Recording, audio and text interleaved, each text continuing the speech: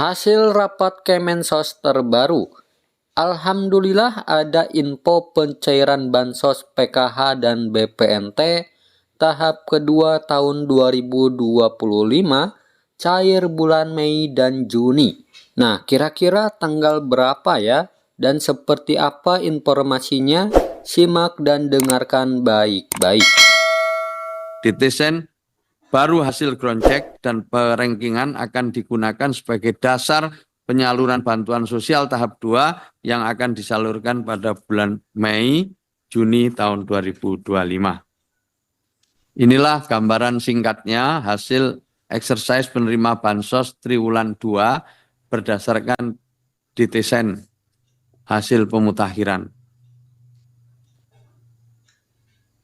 Yang pertama, keluarga yang berhak menerima bantuan PKH dan sembako adalah 40% penduduk termiskin atau desil 1 sampai 4, sehingga rencana salur triwulan 2 sebagai berikut.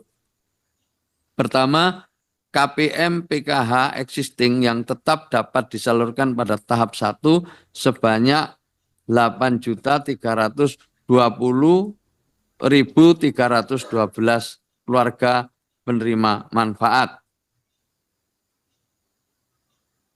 Untuk memenuhi menjadi 10 juta KPM tahap 2, maka akan digantikan dari penerima sembako non-PKH yang mempunyai komponen dengan prioritas desil 1 dan desil 2. 2. KPM sembako existing yang tetap dapat disalurkan sebanyak 14.150.508 KPM. Untuk memenuhi menjadi 18,6 juta KPM pada tahap 2, maka akan digantikan dari penerima PKH non-sembako pada desil 1 sampai 4 ditambah data usulan dari pemerintah daerah dengan prioritas desil 1 dan desil 2. Jadi kesimpulannya Bapak Ibu sekalian, yang sekarang itu sudah sesuai dengan DTSEN ada 8.320.312 KPM untuk PKH dan sembako 14.150.508 KPM untuk sembako. Berikutnya Bapak Ibu sekalian yang saya hormati, inilah integrasi data tunggal sosial ekonomi nasional atau DTSEN, di mana Presiden telah mengeluarkan Inpres nomor 4 tahun 2025. Apa itu DTSEN? DTSEN adalah basis data tunggal individu dan atau keluarga yang memuat kondisi sosial ekonomi penduduk Indonesia dan telah dipadankan dengan data kependudukan. DTSEN digunakan untuk mendukung keterpaduan program pembangunan nasional dan sinergi antar kementerian, lembaga, dan pemerintah daerah dalam rangka mencapai tujuan pembangunan yang terukur dan berkelanjutan. DTSEN merupakan kumpulan dari pangkalan data sebagaimana dalam layar, ada DTKS, ada B3KE, ada Reksosek, dan juga ada data dari PLN, dari Pertamina, dan juga dipadankan dengan Dukcapil. Yang melaksanakan siapa untuk melakukan validasi dan verifikasi, yang diberi tugas dan tanggung jawab adalah BPS, Badan Pusat Statistik. Di dalam DTSEN, data tunggal sosial ekonomi nasional itu ada data tunggal individu, ada data tunggal keluarga, dan termasuk di dalamnya ada pemeringkatan sebagaimana yang telah kami lakukan atau kami sampaikan terdahulu. Inilah jalur pemutakhiran data penerima bantuan sosial. Jadi ada jalur formal dan ada jalur partisipasi. Jalur formalnya bisa melalui RT RW, kemudian ke musyawarah desa atau kelurahan, lalu ada pendamping PKH, ada dinas sosial, BPS, kabupaten kota yang turut melakukan verifikasi. Setelah itu baru ditetapkan oleh bupati, wali kota, atau gubernur, atau pemerintah daerah, atau kepala daerah.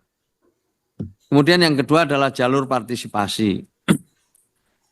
Ini yang juga penting, di mana masyarakat boleh ikut usul sanggah melalui aplikasi Cek Bansos, di mana setelah masuk kepada aplikasi itu, nanti akan diverifikasi oleh para pendamping PKH, lalu dibawa ke Musdes atau Muskel, kemudian juga diproses bersama BPS, lalu ke Dinas Sosial, Kabupaten Kota, dan akhirnya masuk ke Datasen. Setelah itu baru masuk ke BPS.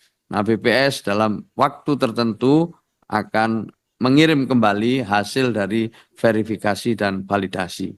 Jadi Bapak Ibu sekalian, semua sekarang yang melakukan verifikasi validasi data adalah BPS dan akan dilakukan setiap 3 bulan sekali sesuai dengan tahapan penyaluran bantuan kita selama ini, yaitu setiap triwulan. Nah, data terakhir itulah nanti yang akan dijadikan pedoman untuk menyalurkan bantuan pada triwulan berikutnya. Apa manfaat DTSEN? Pertama, untuk mengarahkan kebijakan pemerintah lebih konvergen dan mengurangi bias akibat tumpang tindih data. Yang kedua, untuk memudahkan pensasaran program pembangunan pemerintah menjadi lebih tepat. 3, untuk memudahkan pemerintah menetapkan strategi pengentasan kemiskinan agar lebih terarah, terpadu, dan berkelanjutan. Keempat, untuk mengetahui profil sosial ekonomi penduduk Indonesia lebih lengkap. Yang kelima, untuk membantu pengalokasian anggaran pembangunan lebih efisien, efektif, dan akuntabel. Dan yang terakhir adalah untuk mempercepat peningkatan kesejahteraan masyarakat. Bapak Ibu sekalian, inilah perubahan jumlah penduduk dan keluarga hasil pemutakhiran DTSEN per 8 Mei 2025. Jumlah penduduk dan keluarga hasil pemutakhiran DTSEN mengalami perubahan.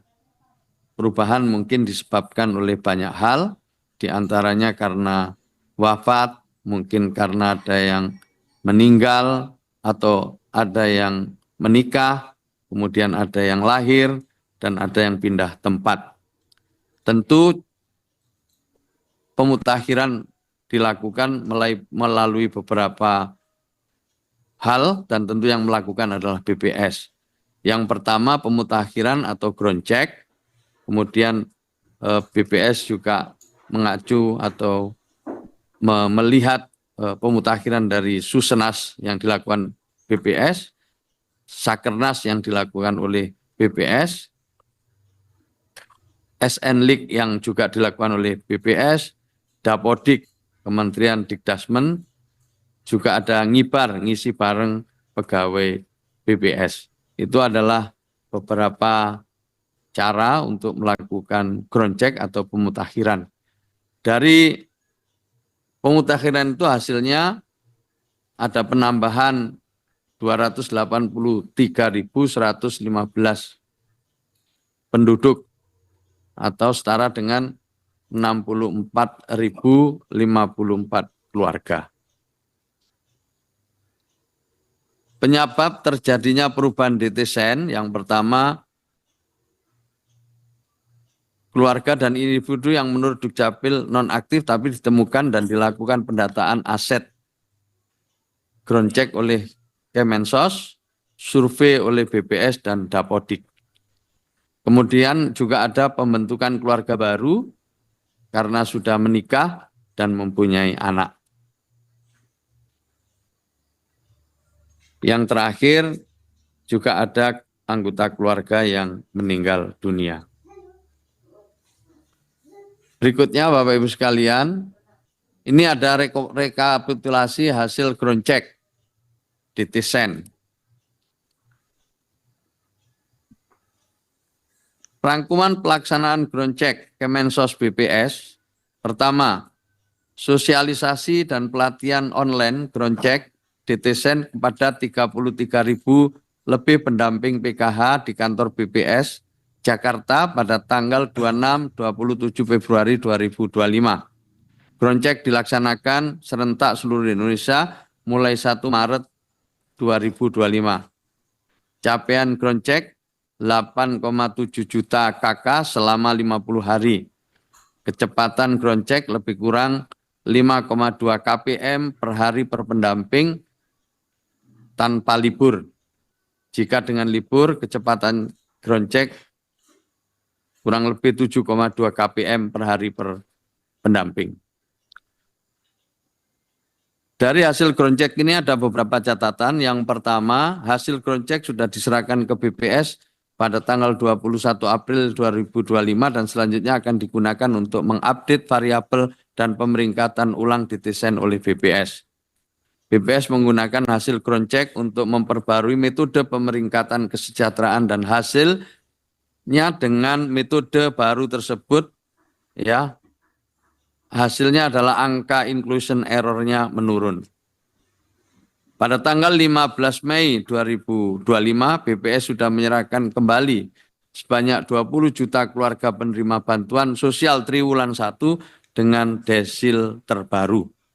4. Detesen baru hasil groundcheck dan perengkingan akan digunakan sebagai dasar penyaluran bantuan sosial tahap 2 yang akan disalurkan pada bulan Mei Juni tahun 2025. Inilah gambaran singkatnya hasil exercise penerima bansos triwulan 2 berdasarkan detesen hasil pemutakhiran.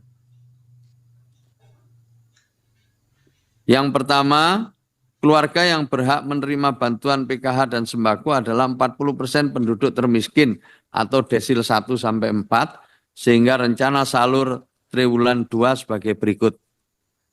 Pertama, KPM PKH existing yang tetap dapat disalurkan pada tahap 1 sebanyak 8.320.312 keluarga penerima manfaat. Untuk memenuhi menjadi 10 juta KPM tahap 2, maka akan digantikan dari penerima sembako non-PKH yang mempunyai komponen dengan prioritas desil 1 dan desil 2.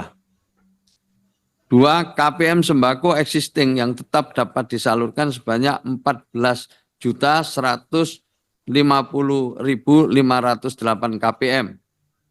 Untuk memenuhi menjadi 18,6 juta KPM pada tahap 2, maka akan digantikan dari penerima PKH non-sembako pada desil 1 sampai 4 ditambah data usulan dari pemerintah daerah dengan prioritas desil 1 dan desil 2.